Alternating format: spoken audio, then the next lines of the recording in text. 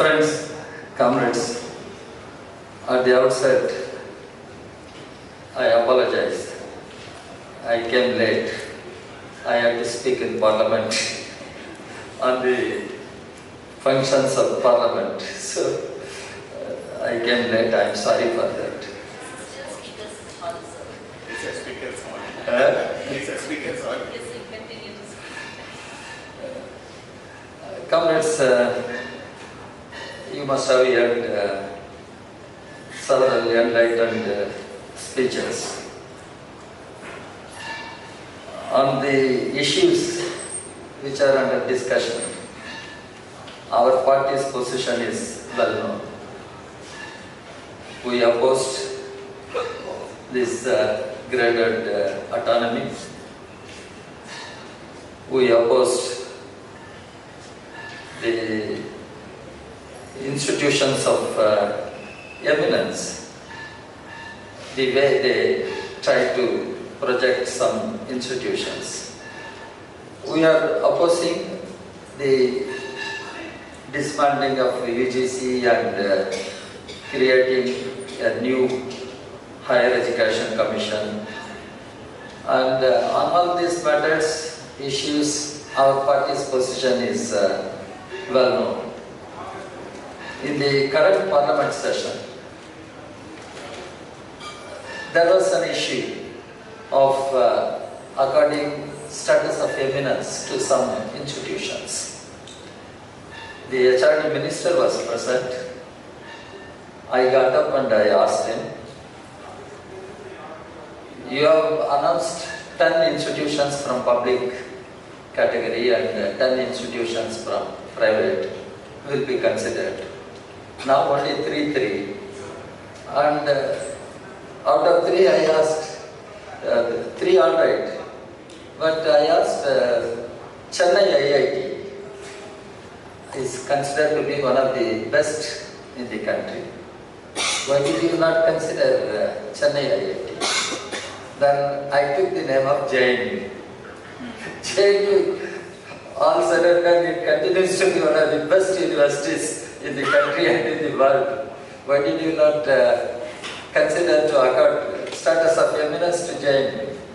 Mr. Jawaharlal did not have any reply. He did not reply. Only on Geo, he said it is just a letter of intent, greenfield. We have here greenfield airports. Now that concept has come to universities. Greenfield university. That's what he said, greenfield university. Greenfield airports, now greenfield university. So how to fight all these things? Because the Indian state is no more a welfare state. Let us be very clear. Indian state has emerged as a neoliberal state. Now it is emerging as a neoliberal fascist state. This is my understanding. Maybe some of you may not agree with me, but this is my understanding. The Indian state is emerging as a neoliberal fascist state. And when fascism emerges, the target will be universities. The target finally will be Parliament also. Today I said it in Parliament. We have been hearing maximum governance, minimum government. It should not lead to minimum Parliament. That will be the beginning of the end of democracy. Because if it becomes minimum Parliament, then what remains? Democracy will die. This may happen in our country, so we should save democracy. Now we have to save universities, that too public funded universities. And already the budgetary allocation on education is very low. In a country like ours, it is just 3%. And for higher education, it is just 1%. What is that we are going to do? What is that we are going to do? That's what I am asking, whether any welfare state can treat education in such a way. For instance, I don't know, you all from different backgrounds. When I went to college, I was the first graduate in my village. I was the first graduate in my village. I had my elementary education in an Harijan welfare school. I went to a government high school. I went to a government college in a Mafashal town, which is an affiliate to Madras University. I did my graduation. I was the first graduate. If there was no comrade at that point of time, if there was no welfare school, if there was no government school, I would not have come to Delhi. I will not be standing before you, interacting with all great intellectuals and professors, everybody, and which made me, I am always proud of my journey. I am a product of all government funded institutions. When I was a schoolboy, I was impressed by many, and Dr. Ambedkar was one. How Dr. Ambedkar impressed me. In my village, there used to be one day, Ambedkar Day. Somebody will come and give a lecture. I used to read the handbill. That handbill will carry Dr. B.R. Ambedkar. Then 2 lines is degrees, MA, PhD, which university. That was the first thing which struck me. How come this man could study all these things and obtain all these degrees from various universities? Why not we? I thought of, as a child I used to think, that was the first thing which impressed me. The rest, how he fought for social justice, how he emerged as the prime architect of constitution, that's all other things. The first thing which struck me was the education which Ambedkar had. That was when I visited JNUTA for the first time. I thought we should have studied in this university. Then, first time when I visited JNUTA.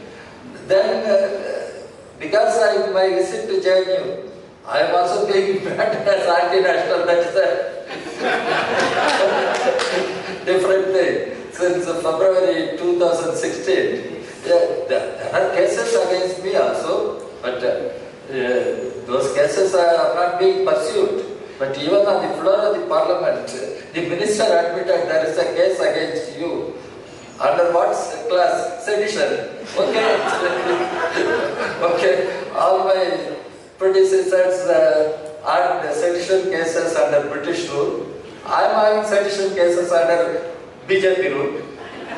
What's big about that? So what I am trying to say, there is an attack, very conscious attack on our universities, public funded education and everything. Now becoming, even Mr. Udit was telling about Mars. I want to quote Mars in a different way. That is, Mars once said, the proletariat doesn't have a nation.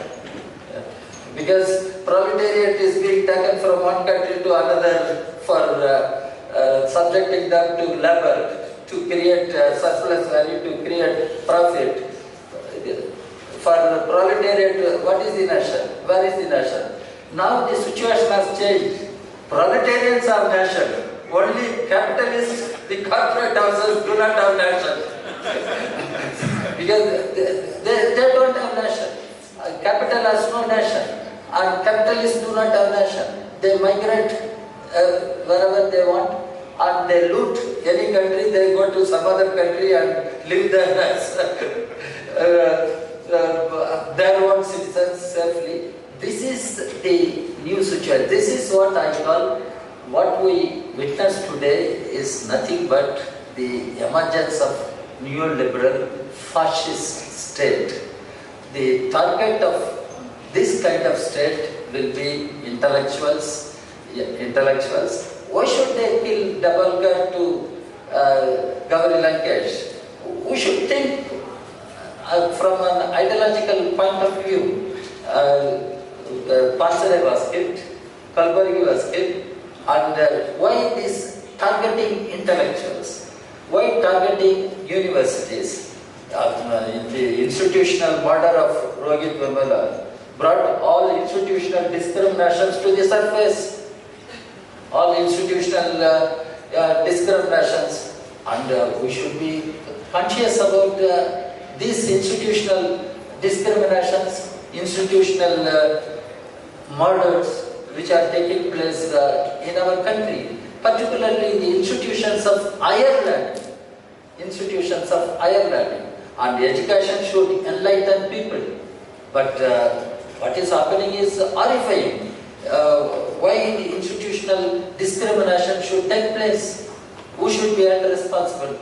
Why institutional murders should take place? Who should be held responsible? We are demanding the state should fund higher education. Yes, state should fund, and we will continue to fight. But at the same time, why these things are happening in our institutions? We should think about it. These are all serious matters. UGC now has gone. Higher Education Commission will be there. But no, that's what they have placed the bill in Lok Sabha.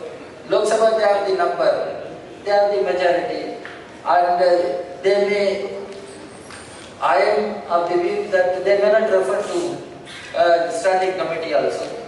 They will get it passed in Lok Sabha. Then it will come to Rajya Sabha. There myself, Professor Manoj will have to shout, let it be referred to select committee. Whether they will agree, some good sense will prevail upon them, we can't say. If it is referred to select committee, all right, we will see how it can be stopped. But if it is not referred to select committee, that's what. There are problems. We should not have illusion on Parliament also. That's exactly the point I am trying to tell you. Because Parliament is made minimum and they don't respect Parliament. This is the fascist approach to Parliament. And they take decisions behind the back of Parliament and bypassing Parliament. That has become the style of the present government. This is one of the characteristics of neoliberal fascist state. That's what I am trying to point out. And we need to fight because it is emerging as a neoliberal fascist state. We cannot keep quiet. We need to fight and we will fight. After all, the workers are fighting, the farmers are fighting, and all the sections of the working people are fighting. And that is the source of our inspiration. The working people keep fighting and they don't give up their hope, they don't give up their fight. And now it has become necessary for the intellectual class also to continue the fight and go on. And we need to fight. That's what I'm saying. We need to fight. We need to fight. And we can fight. We can fight. Because we have seen many things and very respected historians sitting before me. I may not refer to many history. But we have seen many things in the history. And we need to fight. And we will fight. And we will win in this battle, I am telling you. And we will win in this battle. And we have seen, while we fought against many colonial powers, we fought against. And how many attacks we faced during British period. I am talking about my party and my party leaders. How many cases they all had, and how many years my leaders spent in jail. Yeah, you cannot imagine how many years continuously they spent in jail. Their entire life was in jail, and how many people faced gallows. They did not give up hope, and they fought for the country and its freedom. And now it is our task. We should save our nation, and we should save the constitution which has been given to us by Dr. Ambedkar and galaxy of leaders. That constitution is not a theocratic one. It is a constitution for a democratic republic. It is a constitution for all of us to strive for establishing justice, social, economic and political. And there the universities have a role, and the universities will play a role, and I am and my party will be with you in all your struggles and campaigns. I primarily, because I met Madam Sona Jaria, I met her, as she said, I took her once to Mr. Pragat Javadekar, HRD Minister, in a delegation. We met him, we spoke to him, and Nandita Madam is sitting here. I took her several times to HRD Minister. At one level, we continue to do that, meeting the ministers, making representations. But at the other level, we will continue to organize the teaching community, student community, and we will try to take the help of all sections of the concerned citizens. There should not be any room for any sectarianism. We should be open to take the support of all sections of concerned citizens. It is a common struggle, and it is a fight for the common good of our public funded educational institutions. Students, somebody was referring, poor people do not have access to, that is a point. That is a point. How long this can continue? Our people should have access to education.